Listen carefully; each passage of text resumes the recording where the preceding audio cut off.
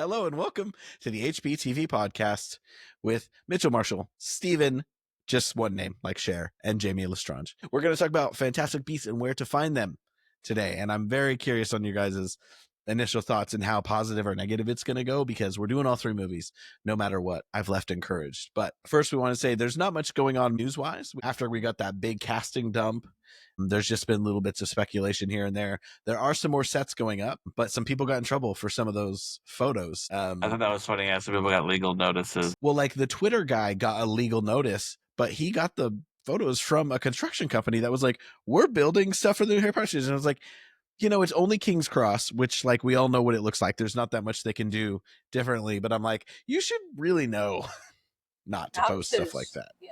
Nick Frost has kind of started speaking about it, and he had like, I wouldn't call it an emotional interview, but he kind of had some really nice things to say. He's like, I get to be Hagrid, and he talked about being protected of these kids. Excited. Because Hagrid's protective and he has his own kids and just being part of that magical world. And I think sometimes we forget that, like whatever controversy there is around it or whatever we're thinking as a piece of IP, like there's something really magical about this story, and he's excited to be part of telling it. And he was saying that he's seen something. He's like, oh, I've seen some costumes. I think he specifically mentioned the Sorting Hat and some of the sets. And I was like, that kind of got my heart a little bit more excited. Like, I'm just so curious, like the Sorting Hat, or like how are they going to do it different this time? Or are they going to try and keep it really similar? Like just the whole aesthetic and what direction they're going to take it. I'm really curious to see. So him just telling us that he gets to see crap like that makes me really jealous. I know. I got to sneak us a picture or something. I got to get up to Leaves and be like, do you guys need a grip? An assistant grip? I'm sure I could support my family on a grip salary. Sure. Minor ship economy. I saw posts on the Reddit today, and there's all these stupid little philosophical discussions on there all the time. But today it was saying, we are not getting a remake of the movies. They hate that phrase. They're like, we're getting a readaptation of the books. And I was like, that's semantics, though, isn't it? No, I don't think so. But because they're not redoing what the movies are. Right. And the movies are so different. They're adapting from the book in a different way. It is, but it is I guess I just feel like it's a remake material of the core content. It's our second screen adaptation, only within 2.5 decades, which is not a long time. Obviously, Saying Goodbye really only was it 2011 that number 8 came out, so it's going to be 15 years between those. Would you say like a Spider-Man? It's not a remake. I get it. It's not a remake of the movies because it has nothing to do with those movies. Those are not a jumping off point. Yeah. But we can't pretend they don't exist. We can't pretend that these aren't a new iteration, new visual version of something we've already seen a visual version of. Yeah, I was just thinking like this because there's been other like multiple adaptations of things before, and they came out pretty freaking different. I mean, if you guys ever saw the Golden Compass that came out when we were younger, which was a total flop, and then they created the series not too long ago, I think it was on HBO, of His Dark Materials, which was very different, like tonally, but it was really cool.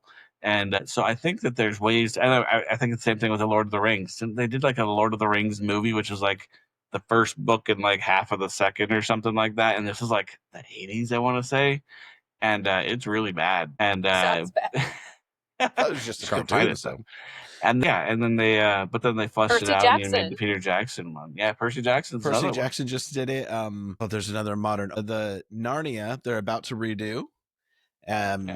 Which I think there are real advantages to like knowing what didn't work that first time and being able to grow from it, right? Because those ones, like each iteration got better, I feel like. And especially because some of those first ones were really, really bad. And so hopefully they do the same thing, right? Hopefully they learned all the lessons that, we talked about, of course, as we went through all the movies, and they're able to make it into something or better, they just want more money books. Because Tobey Maguire did nothing wrong. IP. Okay. There's IP there. Well, he did do the emo Spider-Man 3. Okay, he did 3. He did 3. But, and I don't even think it's like looking at what they did wrong, but like looking what you could do different. And within that difference, going back to the source material to see like what hasn't been explored or what people haven't seen. I don't know. I just think like, people are complaining about this all the time. Like, it hasn't been that long. They don't need to redo everything, but they are remaking everything. It's already happening. It's like, we have like 3 different Little Women movies and they're all different. There's so many ways to interpret things. And I don't think that's an awful thing. I think there also should be fresh and original ideas. But I'm excited as like a Harry Potter fan to see someone else's take on it and hopefully get to see visually some of the things that we've read in the books that honestly we might have looked really fakey and weird 20 years ago. So Yeah, technology has gotten better, and again, it's not a different medium, but it's a different storytelling avenue to do it for television, and this new hybrid of television and movies where you get the quality and then you're getting these 6 to 8 to 12 hour things, whereas we used to get, oh, this season needs to be at least 13 22 episodes. Not that they would have done that with Potter, but I mean, it wouldn't have been the craziest thing. Also, there was not as much money then to make it look this good, to feel this good. Remember, George Lucas wanted to make a Star Wars TV series long before they actually were coming, but he said the technology is not there yet to do it at the price point. And now, not that technology is perfectly there, because I don't want them to rely on the crap, but the money is in streaming. And so we're going to get that opportunity. No, I'm excited for it. I just think, yeah, I hope that they ignore the movies and try to not be like them in a lot of ways. But obviously there were good things in the movies we enjoy, but they really are focusing on, how do we make this, give us a completely different feel? Is it more camp? Is it more serious? I don't know. Not that it needs to be that specific. It'll be easier, I feel like, because at first I was like interested in how they talked about how they'll kind of take some of the inspiration from the movies, from the look and stuff. But I almost want them to do something completely different, because I don't want them to. The movies do hold a special place in my heart, even though we just went through complaining about a lot of them. And I'm very nostalgic for them. But even I was just at our sister's house, and she was showing me all the wands that she got, that she just went to Epic. And like, she was showing me some of her old wands. And I'm like, it is kind of weird. How many wands does she have? A lot. I don't think as many as me, but she has a good amount. She has like a Sorcerer's Stone wand. She's some anniversary ones, like she went to one they're of the not like celebration events and stuff, which is kind of cool. They're a little bit. She got ones you could only get for a limited time too, which I think is good, because I went to one of the celebration things with her once. Yeah, that's the one I think she showed me. So, but I was like, I wonder what they're gonna do. Like, wand, it's gonna be weird to me that Harry has a different wand, which is like, seems probably really silly to a lot of people, but it's gonna be all new and different. And a lot of things aren't described to a T in the book, so there's a lot of room. Yeah. Oh yeah, there's so much wiggle room. Well, one of the things that I like keep reading about that kind of annoys me is people, they seem to kind of reduce this down to like, oh, there's these 7 books and they can adapt it into a TV series, but like there's nothing else after. Like, her world isn't fleshed out enough. And I disagree. I think there's still so much to explore in there, and it really annoys me that people seem to think like this is like they're remaking it because there's nothing else to like build upon or add, and in part because Fantastic Beasts didn't really, work out. But I will say, after rewatching the first movie, it gives me hope. Like, there's so much fun stuff in there. I'm excited to hopefully there's a see it thirst again. for it. So if it does well, then they will make more. They will ask Joe what happens next, or what happened in this situation. But yeah, Jamie, you're talking about wands. I remember I went to the studio tour like right around the time of the Fantastic Beasts, and they had the wands for the main 3 wizards and witches, and I was like, ooh, maybe I should get one of those. Like, I knew I wasn't like obsessed with that movie, but I was kind of like into this expansion of the world and like seeing New York and everything. So that's when I bought this. Oh wow, that's big! You flew that back? Yeah. You guys did whole suitcase. I just gave myself a paper cut. Steven, I think one year you drew me for Christmas. We do Secret Santa as a family, and you got me the screenplay in book form of the first Fantastic Beasts and Where to Find Them. I'm pretty sure it was you. Hopefully, I'm not discrediting. Maybe. I'm a pretty good gift giver, so probably. But like, he'll take credit at least. Jamie, why don't you give us some of the details behind this film, and then we can kind of give our initial feelings. This came out in 2016, 5 years after Part 2, which was the last of the Harry Potter series. It was directed by David Yates again, and this was written by J.K. Rowling in her debut as a screenwriter.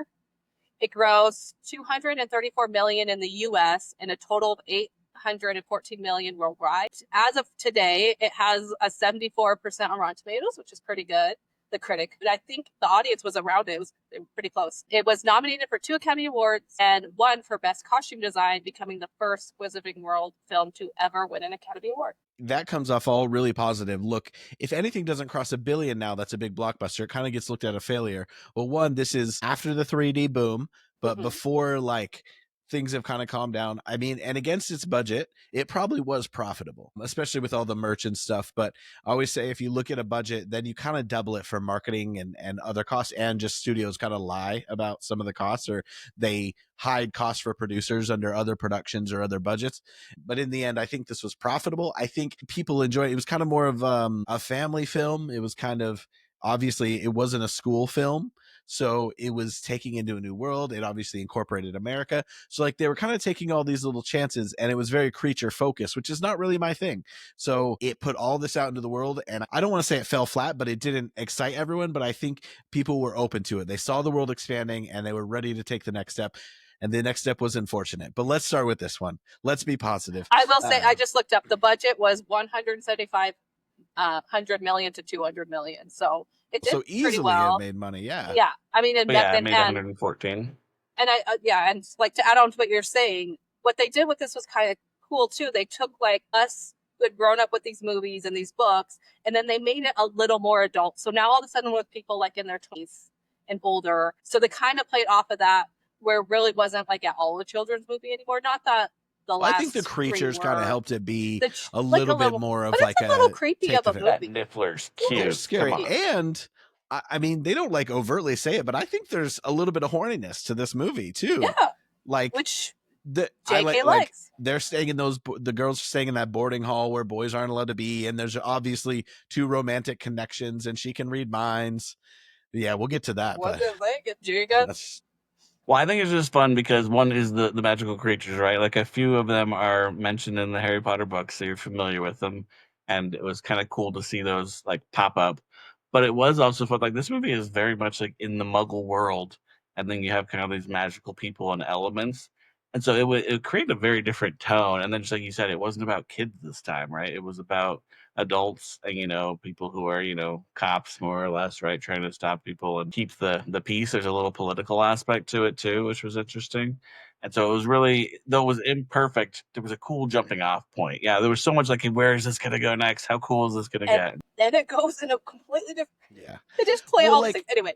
That's one thing we've talked about is like building a magical system. Like I think in a good way, J.K. Rowling kept it contained. It wasn't that intricate or deep in a way that allowed it to get more intricate and deep. Like she didn't lock in the magical system by being like, this is how it was in my 7 books. It can't change. And so she obviously wrote this. And so you got more deep with the creatures and the Obscurus, which I think deserves its own discussion. But you think about Star Wars was also all adults. You know, you had a young-ish protagonist. You know, he acted like a brat, but he was an adult technically, right? So I think there was this family friendly element, while there was also like, it was a little bit dark. It was considered an action adventure. And I think it almost, maybe it did fall into no man's land in that case, where it was like this fantasy film that was like stuck between audiences.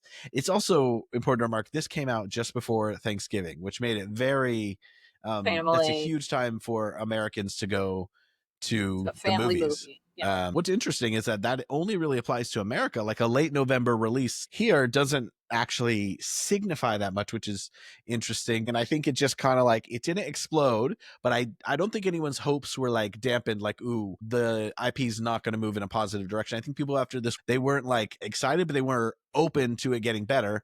And I think the mistake, well, it went in another direction. I was excited about elements of it. I was excited until I think it put Warner Brothers in a panic, and they said, okay, we introduce Grindelwald, which we'll talk about that twist later, but they were like, ooh, we got to get Dumbledore in here a lot faster than we thought, because it was really supposed to be a 5-movie series. And I was like, when you bring Dumbledore in that early, we can't call it Fantastic Beasts because you sideline the hell. Or you should have brought him in at the beginning. Yeah. Like it just, we'll get into that. What did you guys think? Like, what were your feelings when you heard that they were going to make this a movie, and before you actually saw the movie? What were you guys thinking? We had just been burned by Cursed Child, just to take you back. It is true. Well, and it was just kind of in the sense of Cursed Child, right? It was like that there wasn't like source material, right? There wasn't a book that was being based on. They were going straight to a screenplay with it, and we know, again, that didn't go super great with Cursed Child. So I was really excited, but there was a lot of trepidation. I remember when Eddie Redmayne got announced as, you know, Newt, I was excited because, I mean, you can just kind of see him in the magical world, and I mean, I think he played it a little more awkward and stuff than maybe I would have expected. But no, I feel like, and then you start seeing some of the artwork and the previews and things, and you're like, okay, it could be fun. I remember being happier about that thinking, okay, this isn't another Cursed Child. I think I could say that. See, I remember thinking Fantastic Beasts is not the way I want them to take this. And I think after seeing the movie, I actually felt better because I realized they were kind of going to Trojan horse a bit of the Dumbledore Grindelwald into it, which is like, okay, Grindelwald is kind of known as the last really great bad wizard. and the pre-Voldemort. So it's like, we're kind of going to get that. We're going to be connected to Harry Potter through Dumbledore. So, but yeah, I was just a little confused at why we're doing it. It was a catchy name. Love to hear behind the scenes at Warner Brothers what the other pitches were for like, where should we take this franchise next, and why Joe wanted to write this. Well, and I wonder too, like, did she go in with a 5? I mean, I believe at the very beginning, it wasn't 5 yet. I think they, after the first did pretty well, yeah. I think they jumped it. I think they went from like 3 to 5. I can't remember for sure. But I wonder how much they knew about where she wanted to take the story. So I was trepidatious but excited. We had just had Cursed Child, but that wasn't written by JK, even though she approved it. But I was excited to hear that she was going to write this. So I was like, okay, well, it's from her mind. And we liked before what was from her mind. This is before we were really burned in a lot of ways from her, like changing things. And even some of the things like Newt should be a lot older. Like, I don't know. Like, there was just a lot that all of a sudden changed, which is the like, timeline, okay. Yeah. But I was excited to learn more about the U.S. stuff. Excited that was going to be part of it. And also, I was in such a different place in my life. I thought about this. I had my first child by then. So it was like, I just thought about like where I was at, like when Harry Potter ended. Like I was still like a pretty young adult. Like I just grown up so much. So it like didn't take up as much space in my life as like Harry Potter once had. So I was like, just a little like, oh, we'll see what happens. I wasn't like super invested. I must have had a lack of enthusiasm because I don't remember in the drum up trying to like, and maybe that's the nature of the film that it didn't make me want to like dig into the lore and understand it. And yeah, they gave up on the timeline because actually I remember at the studio tour, there's a portrait of Newt Scamander and it's him in like medieval, it says like 17, so they completely swapped around, which is fine because you would think that if it's like the definitive text, the Fantastic Beasts text, it would be a little bit older than, you know, whatever, because he must have wrote it in the 40s or 50s or something at that scale. But I always just say, you know what, that's all that canon universe for the films, and I don't mind if you mess with the time a little bit to like, if you have a great story to tell, and I think that they just had a good story to tell. But let's go into what we didn't like. Let's have a little howler about something that did not sit very well with us. The worst part. Steven, what was your worst part? It's hard. I mean, there's something that I hated, but I think it was very clear, like you said, partway through the story that like, oh, this isn't really a Fantastic Beasts story, or kind of is, but like we're gonna shoehorn in this Grindelwald stuff, and we're gonna make that like this is what it was actually about all along. That was a little annoying to me, but it was still also like acceptable because it was really interesting. I never liked there was something just so weird tonally about all the Second Salem people and like I just never quite bought that he was that, I don't know, traumatized, you know, like I just didn't get that like to mess him up enough to be an Obscurus and all that. So that was I think where there were some misses there. I don't know if it was the acting necessarily or the writing itself, but that group didn't feel like a legitimate enough like opponent or antagonists. I think some of it just also didn't come together because that's kind of supposed to be a twist also, that is the Obscurus and everything, and then you get the Grindelwald twist on the back of it, which I mean, going from Colin Farrell to Johnny Depp is like, it was kind of cool in some ways, but it didn't all come together because and Johnny Depp was a complete surprise. Which they were like, which is so one thing I like, even though it doesn't come together perfectly, one thing I like about this screenplay is that Joe wrote it as a screenplay, and it didn't have some of the difficult rushing that you have to have when it's a book being converted. Like, who was it? Steve Kloves, who did most of the Harry Potter movies. So I think that it actually really showed that she wrote this for this medium. And I think that's one of the issues I have with the second film, is that it feels like it was a book adapted to a movie because so much they try and squeeze in there. And they do squeeze a lot in here. They do set up a lot. Yes. You do go through a lot of adventures. I think it's 2 hours and 11 minutes. I may have had to watch the last bit at 1.25 to get through because I was procrastinating. I had a doctor's appointment. I had a real good reason. Anyway, yes. So the thing that I didn't like was Ezra Miller. Concur. So Ezra Miller was too old for the part. And when I remember when they got cast, there was like they were kind of coming along and people were like, they're going to be this great serious actor. And they were also going to be the Flash, which is supposed to be like this very cheeky, clever young man. So I already knew I didn't like Ezra Miller. This has nothing to do with the controversies afterwards because like a lot happened in succession. I think they came out and then they had a couple of instances of violence, and I don't know what they've been doing after The Flash. And they were barely part of the marketing for The Flash because of those controversies. And so I didn't actually hate The Flash. There were a couple of really horrible things about it. And I think the attitude and the character that Ezra chose for that part was not horrible, but there's something that rubbed me the wrong way. And I really like the book, The Perks of Being a Wallflower. And that movie, I can't quite, featuring Hermione, I couldn't quite get invested in because of Ezra's, like, there was something that just didn't click for me about that. And it's funny that in that movie, they were playing Emma's age, and then they were supposed to be like a child in this movie that came out 5 years after a movie where Emma was an adult. How old were they when this came out, I wonder? That's my issue. I kind of get why they wanted that age, maybe for the following movies, so it's not weird. You know, they're not tagging along with a 10-year-old. And part of the whole plot is that, what's the character's name? Credence. Credence is not a child. And so it's like usually the Obscurus isn't a child, and it's like crazy that he survived this long. Credence matured, but yeah. There's something in between. Like, I think they needed to cast 5 years younger, maybe more. It's just the outfit, but it just looks goofy. And then I don't think they are a bad actor, but it just felt like overdone in a lot of ways. Anyway, so I just laughed when you said that because Mike Howler, that's all I have is Ezra. I just think it was bad casting, and I don't know. I didn't even hate it when I saw the movie, but just watching back, I was just like, why was this choice made? I feel like it was probably exciting at the time because Ezra had a lot of things on the horizon and had done some good things younger. He's a big name at the time. Yeah, I don't know. Yeah, very much considered an up-and-comer. But yeah, the puritanical, because this is like echoing literally the Protestants and going after the witches in Salem. You know, they're called the Second Salem. And I think it's important to give the background, which I don't know how effectively the movie got it across, that there was a character essentially who fell in love with a muggle, and the muggle turned out to be, this is deep. The reason why Makusa is like, you cannot date or fraternize with no-mages. So I'm going to try and say a no-mage, and I actually don't hate the term, but look, I've been using muggle for 30 years. Okay. So they essentially, a no-mage who was a descendant of a wizard who hunted wizards or something like that, seduced a witch who then gave him information, and then he published information about wands, and there was all this, and I believe the last name was Rappaport or something. I hope I'm not messing that up. But then there was this law that came into place that essentially made wizards kind of go into hiding, but really separate and become more of an anti-no-mage in response to like the fear of what would happen if they were hunted and found out, which is interesting because in the British, it's more like, we're not keeping it segregated, but we're stopping these people because they want to control the muggles. So it's a different relationship between the non-magical and magical folk.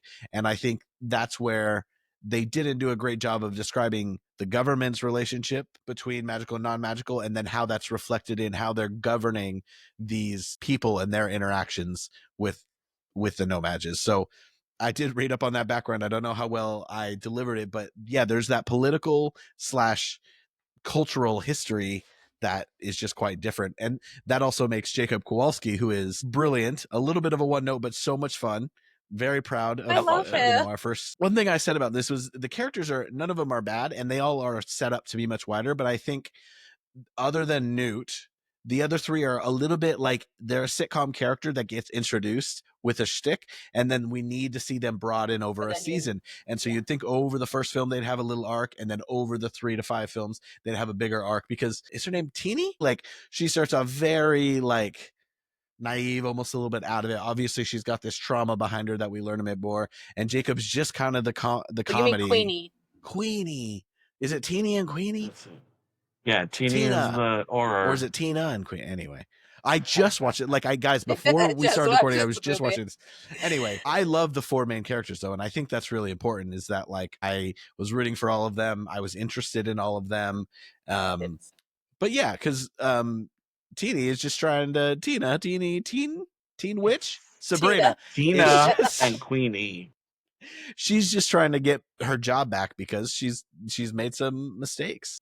But anyway, I think, and setting in America, obviously we're American, but I think New York in the 20s is a very nostalgic, very like, that is a good entry point for the world to be like, make them feel like, we're not Americanizing the films. And I will say she really tried to play into the politics of America at the time. Like mentioned multiple times that Jacob had been in Europe for the war and he just came back, and how a lot of soldiers weren't allowed opportunities after coming back and things like that. Like she tried, like there's a lot of things put in there. Obviously, like the whole prohibition might help. Like that was a big element. The speakeasy was dope. Yeah, the speakeasy was dope, but also like kind of wrapping the wizarding world. Like that's how that translated in kind of the same ways with trying to hide witches and wizards, the same way as you were hiding like speakeasies. Well, I think too, just because what Mitch was talking about with the politics, like I don't have a big issue with the fact that in the first movie we got kind of like surface level with like here's how they act about no-mages and the relationship there, because in future there are opportunities to then dig into that and get kind of the why. But again, like we've talked about a few times, they didn't do that, right? They just went left with the second movie, and so you didn't get like this additional depth to the things that were introduced. You got like left hanging, and so we kind of had to go on Pottermore and stuff like that and figure out like the history ourselves, and it's not spelled out, which hurts the experience a lot. I kind of like in the end that it ends up jumping around. Like we go, this one's mostly, I think it's all centered in the US. And then the next one, it's a lot of Paris, shout out to Epic Universe. And there's more country. And then I think we see Berlin in the end. We see like a few countries.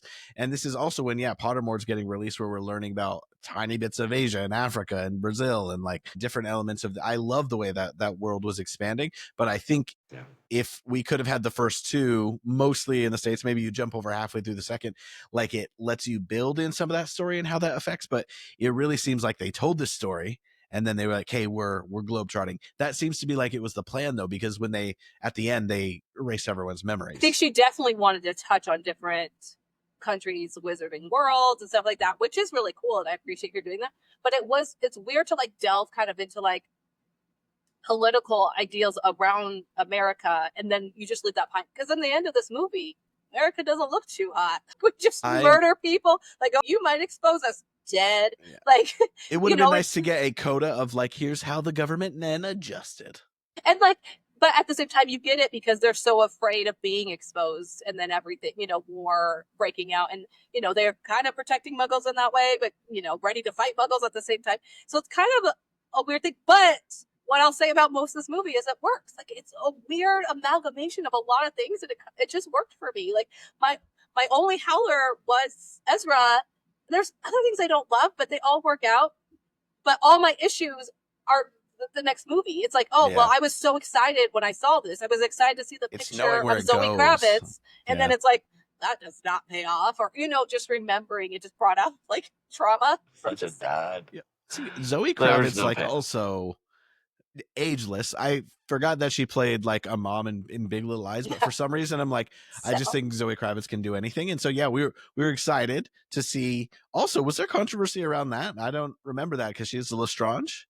Was it like that she's a Lestrange? Okay, she's a Lestrange and the Lestranges are white. And Lestrange is... I don't think there was like controversy around, but I do think a lot of people are like, oh, that's weird. Having a light-skinned black person somewhere in line she could be Bellatrix's great. Anyway, Bellatrix also we kind of thought was French at first, which she wasn't. I'm going to mention one more negative, then we're going to move on to start thinking of the most positive thing you took away. My last negative was some of the CGI. I think I just remember how some of the orcs and goblins look better in Lord of the Rings than in The Hobbit. Why is it that some of the goblin, there was the goblin speakeasy guy and there were a couple of house elves. They use, by the way, although they kind of look similar, those creatures both get like that thing that speakeasy almost gives you like Olga's Cantina vibes. Well, and I was like, what is that? The singer? I had to Google it. Oh, what was the singer? No, the singer I thought was a house elf. And I thought so, but I was like, is she Is she a half breed? Is she half house elf, half goblin? Because the speakeasy owner is definitely a goblin. Also, there's a goblin-like creature that has a lot to do with Ilvermorny called a Pugwudgie, and I'm like, is that what but it doesn't look like it according to the Harry Potter wiki. Anyway, I'll do a deal on that note though. One of the things that Ilvermorny I laughed out loud about and really like I don't know, for some reason just that's what was they get in the elevator and there's the house elf running the elevator and he's got like just a straight up like New York accent. Yeah. I laughed out loud. It was just hilarious because this is not what you're used to. And We then would give that to US. I know It seems if like house our elves house elves aren't, have a little more freedom. A little yeah, bit. if our house elves aren't slaves, I think that should be pointed out. All right, Jamie, what is like one very positive thing you want to highlight here? So my big positive was having a nomad, Jacob, which Mitch, you kind of mentioned this, but having a nomad and seeing the world through his eyes. I thought that was a really fun way of doing it. He's like delightful. I had only ever seen him in the The ping pong Goldbergs? movie. Oh, No, this was before Goldbergs, wasn't it? you're right. It was. It's the Balls of Fury.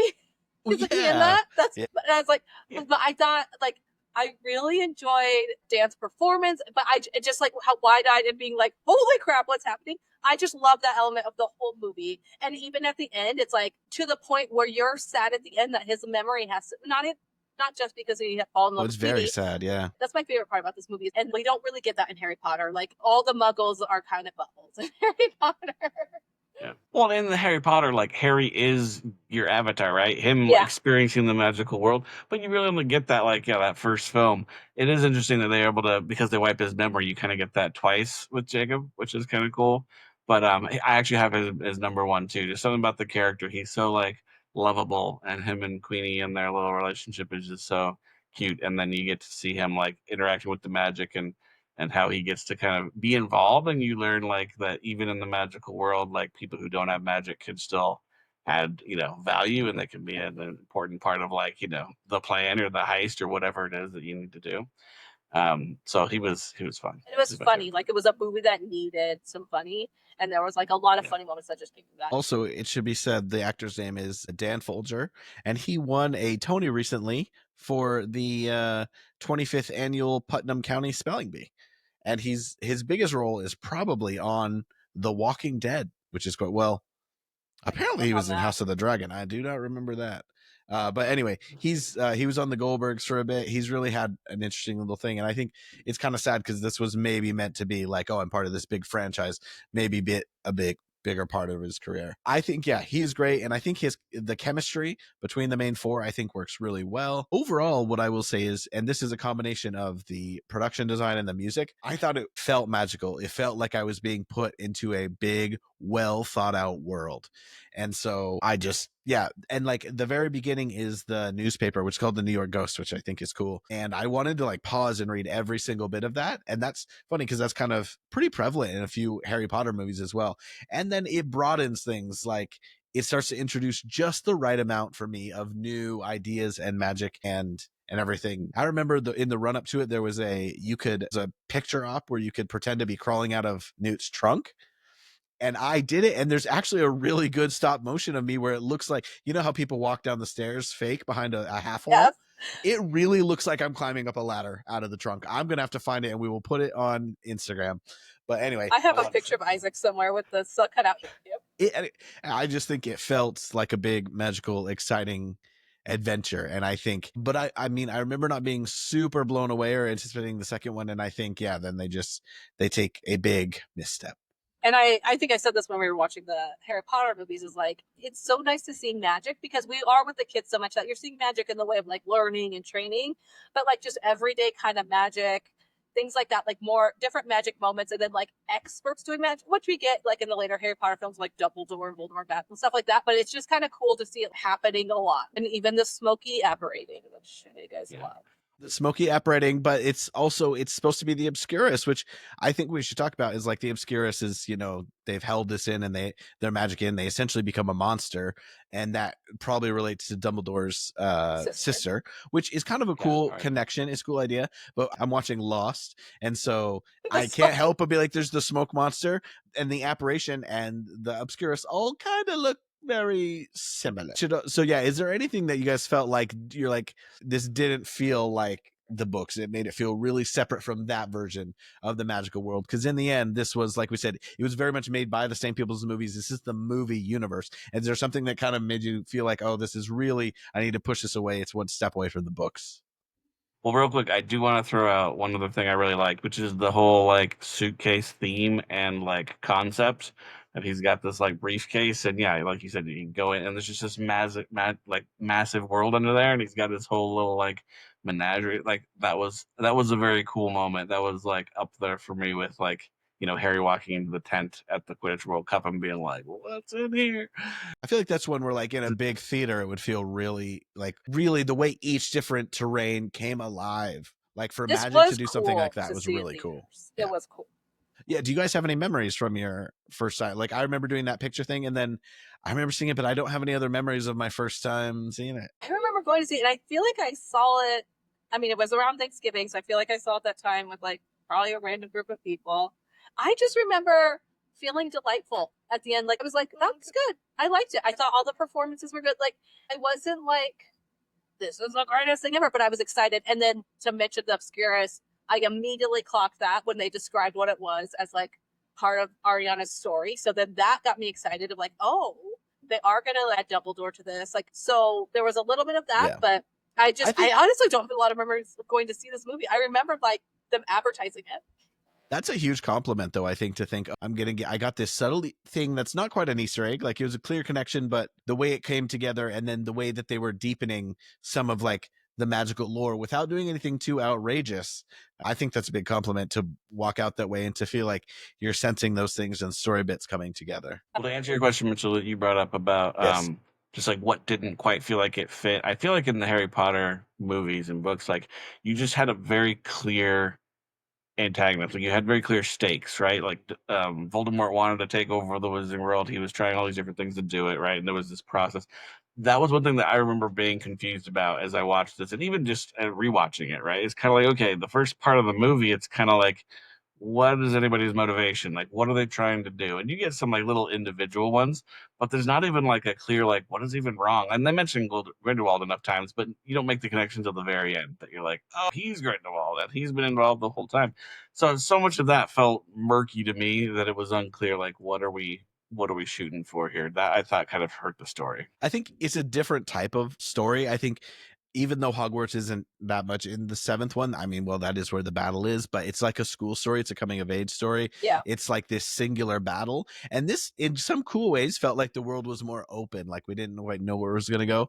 But at the same time, a couple things. One, because it was called Fantastic Beasts, they did have to have a lot of set pieces with the Fantastic Beasts. And that kind of felt like its own little world. Hagrid would have loved it. I'm not that big on animals. And also, there was a lot of destruction, and I don't love cringe stuff. Like I love Fast Five, but I'm also worried for the city of Rio. I don't know how they're going to put it back together. There's dragging statues on the highway.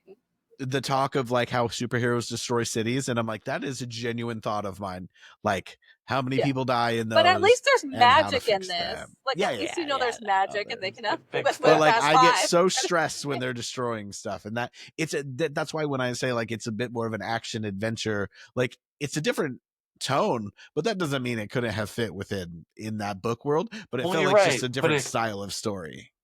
But it does pull it out a little bit too, in the sense of this kind of it takes you out of the real world, right? The whole idea is meant to be this magical world exists like within the real world, and we just never noticed it. But like if entire blocks were being blown up in New York, that's a very good point. Like that would have made it into the history books or something. But they're erasing people's memories as they go. I mean, I guess. But I will. So I'll say I even thought about this as I was watching. Like, does it at all feel like the books? And I'm going to say no. But I also feel like there's an element of it where you're in a different time. So this is the 1920s, a very different time from the 1990s. And you're in a different country. And again, we haven't really played in the adult world of magic. So I was like, does that ruin it for me or make me feel? And I'm like, no, I'm okay with it. And I also, I get what they were trying to do. There's this balance of like, he's trying to contain the beast. They're trying to contain the Obscurus. Like this whole thing of like the Americans are trying to contain the whole wizard world. And it's all kind of like bursting out in the scenes. And that's kind of like the point of the movie. It's like the suitcase keeps like popping open. Like I get that theme overall about it. But it's a lot to juggle. But again, I'm surprised it worked. So, good for JK this one time. It works for one. I have a couple of random thoughts, and then we'll bring this full circle to how it might incorporate into the future of the franchise. But one, the Ministry is at the Woolworth building, which is actually a very famous building in New York. And I thought it was really cool how they incorporated that in. I thought a lot of the New Yorkness is actually quite fun, and they picked something that I think people would be quite fond of. There was a little bit, and this is very David Yatesy, like there was a bit, I don't know if sepia is the word, but there was like a certain tone and feel to the city that didn't quite feel as maybe real as It I felt like wanted it to. non-Americans came in and decided what 1920s how to make New it. York was. Yeah, it was a little very clean. stereotypy in some way, Yeah. and also With like a those little accents. in some ways kind of dogging on Americans. Not much, but like there's a little bit of like. Also, sure. there's It's that written from an external speakeasy. perspective. There's that speakeasy on McDougal Street, which for some weird reason I remember that part. Someone said for a while that in Universal Studios, not in Islands of Adventure where the first Harry Potter was in, before a Diagon Alley, that you could go around the New York section of Universal Studios, Florida, and there was a door. You could go downstairs and there was a door that had this poster on it. And I looked for it for for ages and I couldn't find it. So I wonder if it was in Hollywood because they also have a New York section or not. But I need the world. I'm going to have to Google it. I need to know if that was real. This happened. Also, John Voight is in this film. That's very American, very random. And then I guess actually I will save my other thing for the next part, which is the Marauders map, where we talk about how could this play into the future of the franchise. And I think if the TV series, there's so much to cover that we want accurately, they can't bring in full new storylines. And I don't need the American centricness of it, but if they were to mention Ilvermorny, at one point J.K. Rowling was asked if we'll ever learn about the American school, because someone was like, do Americans go to Hogwarts? And she's like, no, get over yourself, you have your own school. No, but she said just wait until the next book, which is Goblet of Fire. And I think everyone says, oh, she was just implying that we're going to learn about these other magical schools, which why does Europe get 3 and all of America goes to 1, all of South America goes to 1, all of freaking Asia, we only know of 1 in Japan, and yeah, all of Africa, there's only 1 that we know of. But apparently Europe, all that stinking, these Europeans just think they're so important. Anyway, I digress. I think little mentions of how big the world is and how different wizards do magic differently, and they have a Legilimens, which you think Snape could use Legilimency. That was kind of like a skill that he had, but it wasn't part of him, like being a Metamorph Magi is part of Tonks. And we talked about her in the draft, maybe using those powers more expansively, getting to see her do a bit more. Like, I think just knowing that the world is a little bit bigger and that could tease future spinoffs. I think if 3 or 4 seasons are popular, I wouldn't be surprised if we get a spinoff before this, or at least in development before it's all over. So I think just mentions of the bigger world, like give us a random shout to like that thing that happened in the 20s in New York. I don't know, or how the politics work differently in different countries. I'm not sure there is anything specific, but did you guys have anything Marauder map wise that you're like, the new TV series could take some ideas from Fantastic Beasts and use them well? Missed opportunity. My only way this could tie in is if Jude Law had been cast as Dumbledore. That's what I wanted, and that's what I'll say. They could have just played off this series and connected it to the TV show, because this series really doesn't have much to do with the other movies, but that's fine also because the next movie sucks. We keep saying that. That was my connection. That I think the third one, I only saw it once. The third one is good. I think it's good and actually wraps it up in a pretty good way, but you just have to forget. The podcast about the second one is going to be, it's going to be rough. Now, I swore I would never watch that again, and I'm watching.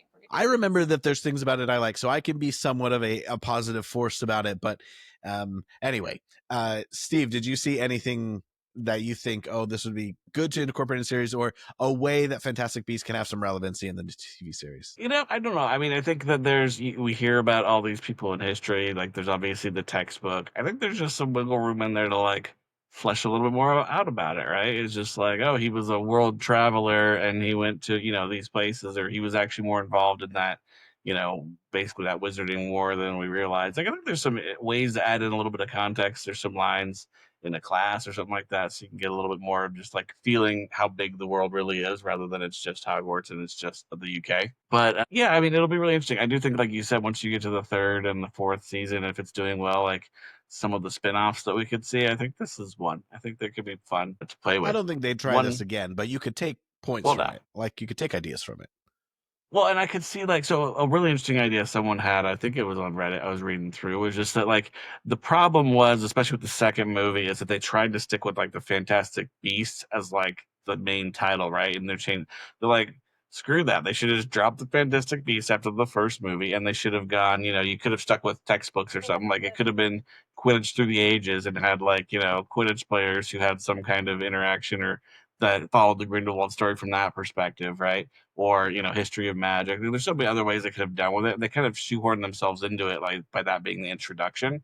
And I think that's a good point. They could have just dropped it. So there's so many little stories. They could almost do like I'm forgetting the word right now, but where every season is different of a show, like they don't really tie to each other.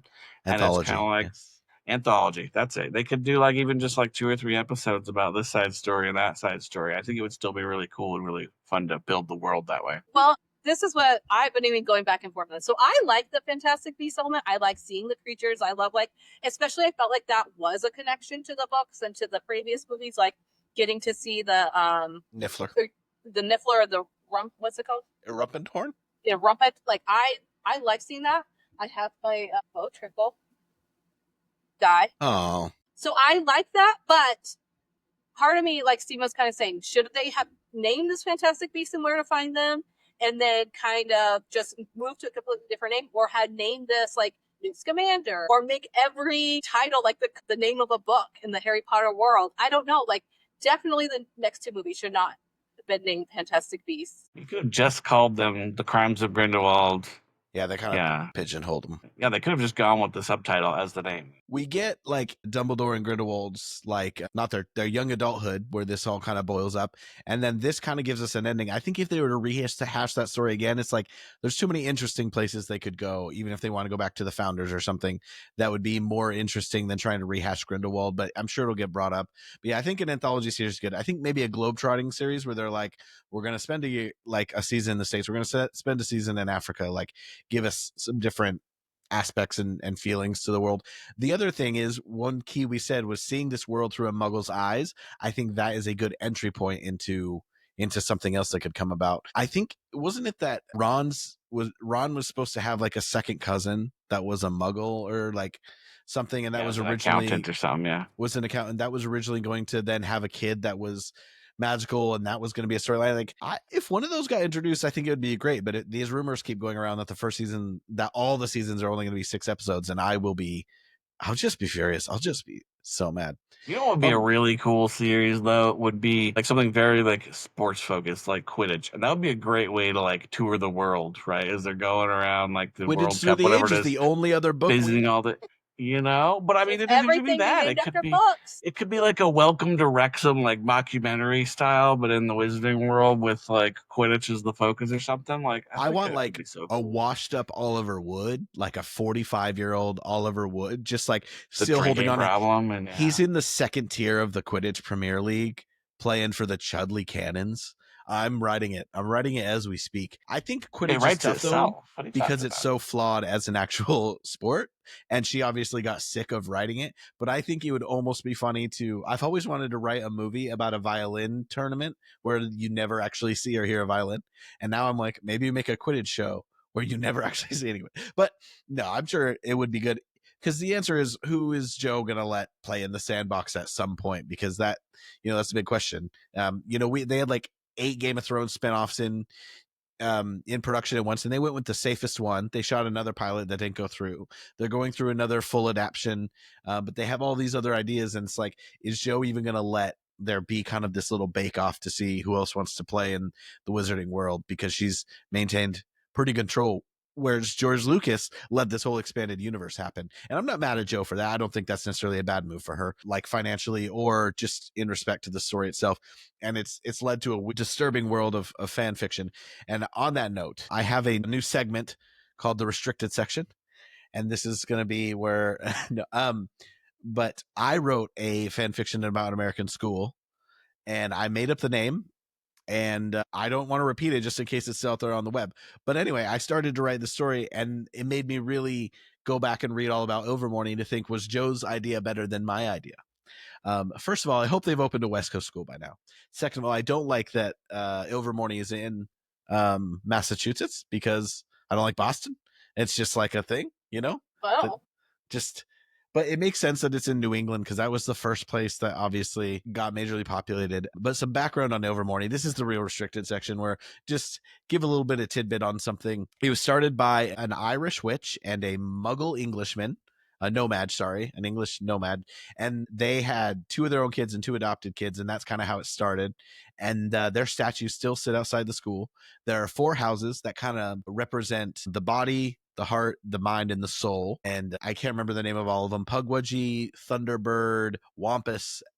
3 out of 4 is pretty good. I remember getting sorted into Pugwudgie, and I was like, that's just not a nice word. And neither is Wampus, which is supposed to be like the strong one. And I don't like that it was started by an Irish person and an English person. It's like, come on, we can't even have our own history. And then controversially, there's a lot of Native American influence that ended up being part of the establishment of Ilvermorny, which is great because obviously I'm not there. America was where they inhabited first, and so it's cool that she tried to bring that in. But a lot of people feel like, similar to the name Cho Chang, she didn't do it in maybe the most sensitive way to bring that in, but I didn't read it that way. I read it as like a very positive, like it's cool that Native Americans were also involved in this. But yeah, it's 637 years after Hogwarts that it was built. Obviously the whole part of the world is newer, but that's your Ilvermorny backstory, and I think there's some stories to be told there. But I don't want to make it American centric. I'd rather we could do a story in another part of the world, but then it'd be in the wrong language, so I would have to read subtitles. I think Horned Serpent's the other one. Did you say Nailed that it? The Horned Serpents. I was disappointed by the I names. don't know if I was ever sorted for that one. How did they get sorted in that school? I can't remember. Pottermore has one. No, but I mean, like at the school, and There's they use something the about sorting don't you hat. go in the forest and do something? I can't remember. It's like something kind of weird. I should reread it. There's a lot more on there about Makusa and Ilvermorny than I remember. Like when I just started, I was like, oh, if you go to Pottermore, there's actually a lot more here. And there's some more recent history because of that game called Wizards Unite. Technically, they name a current minister of magic and they do a couple things. So there's actually some weird updated information about it that is technically canon if you want to stretch that far. Anyway, that's the American school, which only gets a pretty brief passing mention in this, and then doesn't get brought up in the next 2 movies. Queenie just says it's the best magical school, and then they have a little moment where he's like, no, it's England, Hogwarts, whatever that. This is making me very anti-Hogwarts at the moment. All the weird names, like Ilvermorny is but Hogwarts was a really weird word at the beginning too to get used to, right? So it might just be a matter of But Hufflepuff sounded delightful the moment you heard it. Yeah, that's a little better than Pugwudgie or whatever it is. Because we just brought up Queenie, and there's the moment where she talks about Ilvermorny, we see Leta Lestrange, which we'll talk about next movie. Did you guys have an issue with the Legilimens thing? Like, she's a straight mind reader, which to me is, I never want someone inside my head. Like, I can't imagine there's anybody in the world who, I don't know. I'm force wing to kill him. It's not even that I think bad things. It's just like the weirdness. Oh. I wouldn't want to be around really interesting, but it opens up like a bit of a can of worms. It's like the time turner in Prisoner of Azkaban. It's kind of like by adding this element to the world, now it's kind of like twisted a lot of different things, and it really makes me wish that I had thought of Queenie back when we did our No, we said no Fantastic I totally would have grabbed. Did we? Oh, you're right. We did. We said we might do another one. I'll save her for next time then. But there are hints that Dumbledore can read minds. But I think it's more like his is more selective and intentional. Because for her, it's also a bad thing that she almost can't stop it. It's like, isn't Daredevil the one who can't stop hearing people whisper? So he sleeps in that deprivation tank in the Ben Affleck version. Never forget. I never watched it. But yeah, I'm wondering if does Magneto's helmet stop her from reading his mind? I'm just curious anyway. Well, and it does seem like she is really sheltered. Like she's like, oh, I'm never around no magic. So it's like she goes to work and goes home kind of a thing. And I wonder if that's part of that. And I wonder, are more people trained in occlumency to block her or block people like her? Like how common is this? I think some dumb stuff I don't want in my brain. Yeah, you got to think that occlumency, it must be just more of a straight up element of what you learn if you know that she's around. Like if I were Tina, I just keep wanting to make Tina jokes about being teeny Tina, but anyway, she I wouldn't want my sister to know everything I'm thinking, so she must be good at occlumency. And then I'm still so mad at Harry Potter for not working harder at occlumency. That idiot. Well, he was being tortured by Snape. What doesn't kill you makes you stronger. All right, so the golden snitch of this one is, how successful do you guys feel like this was? It's hard to separate it, I know. How successful do you think this was as the first on-screen non-Harry centric piece of Wizarding World IP? How successful was it on a scale of 1 to 17? That's how many sickles are in a gallon. I would give this a solid 13, I guess. I thought it did really well. And I was really surprised when I saw this movie. I was shocked by the Grindelwald thing. Like, you start suspecting it, like, planted, and, like, you start suspecting it kind of in the movie, but you don't think that he's Grindelwald. You just think he works for Grindelwald. So, like, that was a huge shock to me. And then that it was Johnny Depp was like, whoa. And I wasn't completely shocked, but that, like, it was Ezra and it wasn't the little sister. Like, a lot of twists and turns really threw me in this.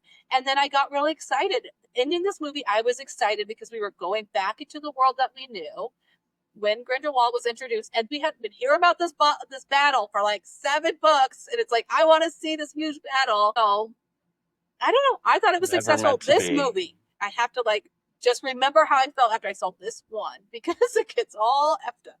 That's it for me. I mean, I think it comes down to it was the first foray into something non-Harry, right, in the Wizarding world, and it was fun. Like, it was magical. You had some really cool moments. You get your funny, Jacob, and you're seeing things through the eye of a Muggle, and it was really cool to kind of like kick everything off, right? Like, this is like our entry point. It's gonna get so good from here, and so I remember having really high hopes, and it has its imperfections. Don't get me wrong. There were things about this didn't quite feel right, but it was like we were willing to forgive all of that because this was our ticket back into the magical world, and they were going to expand from here. It was going to be awesome, and there was so much like hope and excitement, and so that's what I remember most from it. So I would say it was very successful in that regard.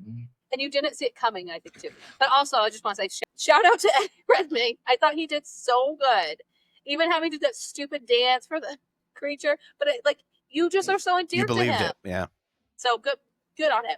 You are immersed in the world. And that's like, I was thinking about giving it a 12, and I was like, is that too low? Is that because I do like it? But I still think walking out of the theater, I had enjoyed it. I had really liked moments of the world broadening and some of the ideas in it. And I was emotional about a lot of things, which I think is a good point. But I think because of I just remember also not feeling like this, I was inspired with an insane amount of excitement for like, this is the next step. Maybe it's just not the type of story I was looking for. Although I will say everyone wants like an Aurora detective story. That also does not intrigue me, I will say. But it's something the British would do. So yeah, I would say 12. I'd say I liked it. It just fits that I liked it a little less than Jamie. But yeah, do you guys have any final concluding thoughts or quippy notes that you had on this film that we need to cover? Well, I also have to say, I've actually probably rewatched this more than I've watched a lot of the Harry Potter movies. Not 5 on of the Harry Potter movies, but the first 4, I've definitely this is a movie that I'll just throw on. I like it. And like the ending, and since it is written as a movie and it wasn't like a book adapted, there's really good set piece. It follows the 8 sequence movie kind of pattern. Like, if you know how like screenwriting goes, I know it's like comforting in that way for me. I like it. Steven, did you have any final thoughts? I mean, I think I've shared most of it. I think it was fun. It gives me hope for like the ability to. I know that there's been more misses, I feel like, than there have been like what's the word? Hits. It's just been, but it feels like there's hope that they can create something fresh and new out of the material that is original, and they can kind of run with it. And so just kind of having the Wizarding world reinvigorated by this series, it really, again, hopefully it's not misplaced, but like it's giving me hope again that like we could have some really cool stuff coming out in the future. And if they screw it up real bad, then I'll eat those words, I guess, and we'll just have to stick with what we got. No, it definitely made me feel, as honestly bits of Chriselle did, that I was like, oh, something that is outside of the realm of what we have, like, can have really successful elements. It's just like, can they recreate something you've already had and incorporate a different style, but propel that story and make it really good again? Jamie, how did you hang that blanket behind you? Magic. What? Is there just it's on a clothing rack. Where's rack? I was like, is there a clothing line going from above your bed to above the TV? I was gonna say, anyway. That's dedication. You like ran a line across your room. I just used that line. Whatever room. You were there. So after this, we're going to watch Fantastic Beasts 2, but we're, going to give it a little breather so that Jamie can ramp herself up for it. But it's the summer, so, you guys both have big vacations coming up. I don't get a vacation this year because I have a birth coming up at some point. So we may have some pods with 2 of us. We may have some special guests on the way. We have some really fun ideas. So stay tuned for some new voices, exciting subjects. And then eventually we will finish Fantastic Beasts, which when we first started, I kept being like, maybe we'll do Fantastic Beasts. I'm really glad that we did. I'm actually feeling very positive about watching the trilogy. I think it is a productive discussion towards HPTV, the actual show. And as news comes out, obviously we will, there's only a bit more casting. So, and we're not going to get a teaser for a long time, but we might get some interviews or something, if they do a press conference or they start letting the kids maybe do some sort of press. We'll definitely cover anything that comes along for the TV show. But while we're killing time before real material arises, we're going to still have great people on and have fascinating discussions, and we'll watch. Maybe we'll have to watch a Harry Potter musical. Have you guys ever seen that? No, I've never watched. Darren There's a Chris, lot of that's where he stuff got out his there. start. Harry and the Potters. There's this whole You guys can read world, my so- fan fiction. No, I'm kidding. It's got to be dead. Reading I hope fan it's fiction dead. aloud here on the podcast. I would have to change my name. Christy, actually, my childhood friend, she still has like a picture of a notebook where there's like 4 sentences of a fan fiction I wrote. And I'm like, I can't believe it. It made me want to vomit. Anyway, thanks for joining us on HPTV. Please let us know your thoughts. If you have any ideas or feel like there's something that we missed, you can find us on social media at HPTVPod on TikTok and Instagram. And you can email us at HPTVPodcast@gmail.com. Jamie, send us away. Peace out, snitches.